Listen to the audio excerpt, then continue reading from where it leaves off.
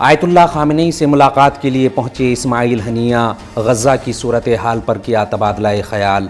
Hamas کے سیاسی bureau کے سربراہ ایک وفد کے ہمراہ رہبر معظم انقلاب اسلامی سے ملاقات کرنے پہنچے۔ اس ملاقات میں انہوں نے غزہ کی تازہ ترین صورتحال اور اسرائیلی حکومت کے جرائم کے بارے میں تفصیلی رپورٹ پیش کی۔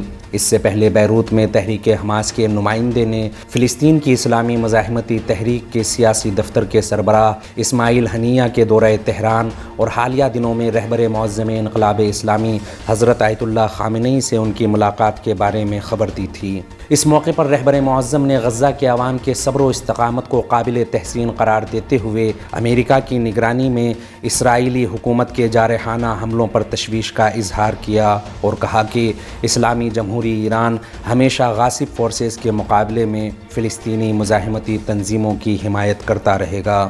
آیت اللہ العظمہ سید علی خامنئی نے اسلامی ممالک اور بین الاقوامی اداروں سے اپیل کی ہے کہ وہ غزہ کے بے گناہ اور مظلوم عوام کی حمایت کریں۔ اس خبر میں فی الحال اتنا ہی۔ قومی، بین الاقوامی اور عالم اسلام کی اہم خبروں سے باخبر رہنے کے لیے ولایت نیوز سے جڑے رہیے۔